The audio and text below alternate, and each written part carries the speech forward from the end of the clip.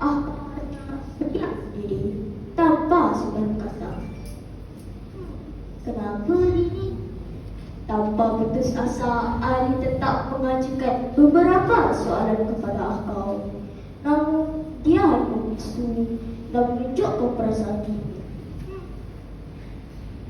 Akau yang sedang tidur di ruang tamu terkejut mendengar suara Ali. Asap telah memenuhi ruang tamu mana. Akau pun berjerit. Tolong!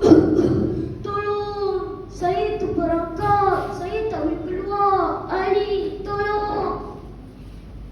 Mutu terus menentang pintu rumahnya dengan sekuat hati. Pada tahun 1844, tentera Raja Bom yang diketuai oleh Datuk Patinggi Ali telah bertempur di Nagaskan dan beliau telah mati bersama-sama dengan 29 orang pengikutnya. Angkatan perang tetapi kita tidak boleh biarkan perkara itu berlaku. Kita mesti menentang mereka. Tetapi saya tidak berdaya lagi untuk teruskan perjuangan kita. Saya harap kamu semua akan teruskan perjuangan ini. Selepas ini, kamu akan dipimpin oleh Rentak. Tegas Air Rentak yang merupakan keturunan Tanjung Nagaskan. Papa, janganlah risau. Saya akan meneruskan perjuangan ini sehingga ke akhirnya. Agi hidup, agi nalaban. Sabuk Rentak dengan bersemangat. Dengan sini, wahai sahabat-sahabatku sekalian, kita semua harus bangkit menentang orang-orang asing. Kita mesti bersatu. Mereka telah merampas hasil bumi kita. Kita tidak boleh berdiam diri. Jika tidak, kita akan mengemis di bumi sendiri. Tegas Rentak. Maka dengan ini, Charles pun sekali lagi cuba menyerang Bukit Sadok, tetapi gagal. Rentak mencabar kewibawaan keluarga Brooke dengan berkata, "Bawalah semua yang kamu dari Eropah. Kami tidak takut kepada kamu orang Eropah." Menurut Rentak, orang putih sememangnya hebat berperang di laut, tetapi orang Iban hebat berperang di dalam hutan. Hari ini biar kita serang mereka habis-habisan. Kita mulakan di dalam meriam. Kemudian kita terus serang bertubi-tubi. Tentu mereka tidak sampai membuat apa-apa. Lepaskan tembakan segera. Tuan Muda Charles yang tidak sabar untuk menyerang pasukan Rentak. Pertempuran sengit antara kedua-dua pihak berlanjut selama sebulan. Bom dapat menewaskan Rentak dan kubu serta rumah pengikut telah dibakar. Rentak berunding ke Tabai untuk mengatur strategi baru. Ingat, agi itu, agi nalaban, iaitu bersatu teguh bercara roboh. Semoga cerita ini menjadi sumber inspirasi kepada kita agar kita tidak mengulangi kesilapan lama. Sekian, terima kasih. Balik dan jahat. Baru kita rantau ke bawang merah. Baru kita pilih bawang putih menjadi penghulu baharu kampus Sentosa. Hasil seorang penduduk yang kaya.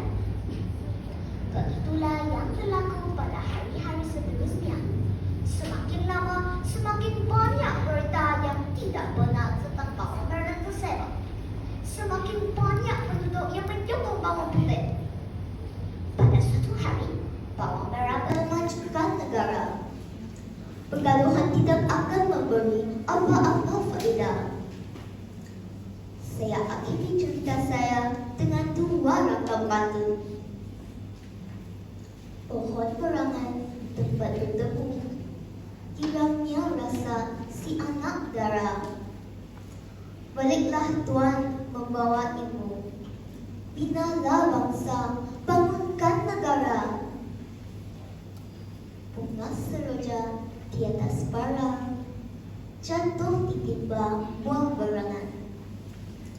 Andai kata tersilap bicara, kemaafan jua saya pohonkan.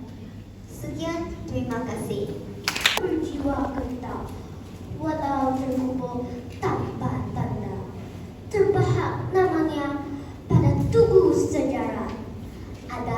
sebuah cerita yang saya ingin sampaikan pada pagi yang mulia ini. Cerita tentang pemuda Melayu bernama Adnan telah gugur di pasir panjang. Jepun sangat ingin menyerang Singapura disebabkan kedudukannya sebagai pusat koloni British yang kuat. Adnan memantau kontijen tentara Sikh dan para tentara British India Barat.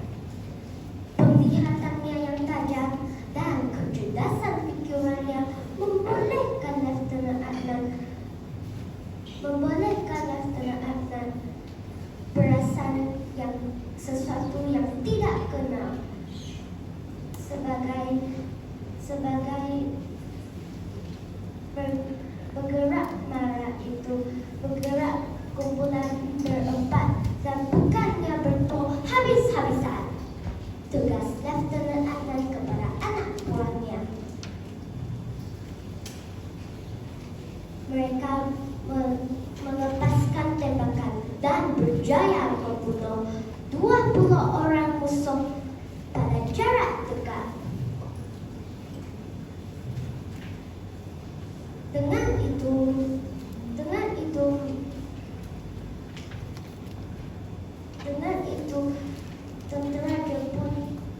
tentara Jepun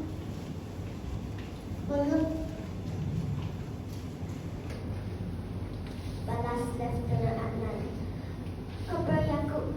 Keperyaku tidak sempat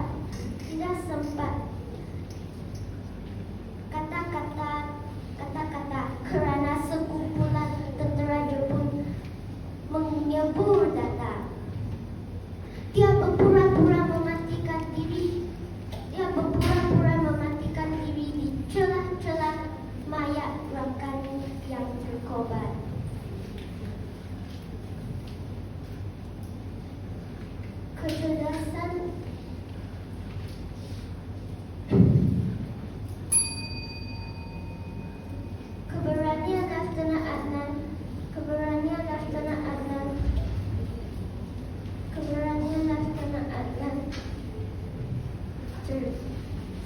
Keberanian Lieutenant Adnan yang ikhlas membara dalam sanubari.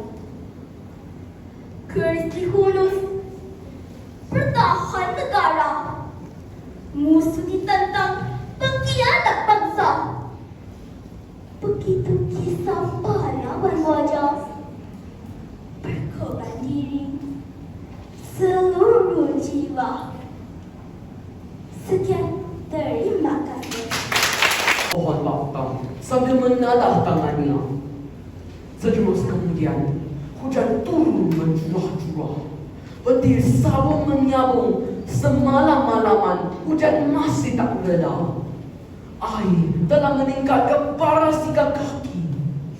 Dengan langkah terkiak-kiak, Baktam segera mengambil dokumen penting dan duit simpanannya yang tidak seberapa. Sempat juga dicapai portret isteri kesayangannya. Namun malamnya, ketika Baktam hendak keluar dari rumah papan Baktam yang telah usang roboh ditiup kencang. Baktam terjatuh. Papan rumah terhempak pada kepala dan badannya. Mana Baktam? Kata untuk pulang. Baktam yang kelihatan nyawa-nyawa ikan tersenyum mendengar kata-kata anak muda yang prihatin terhadap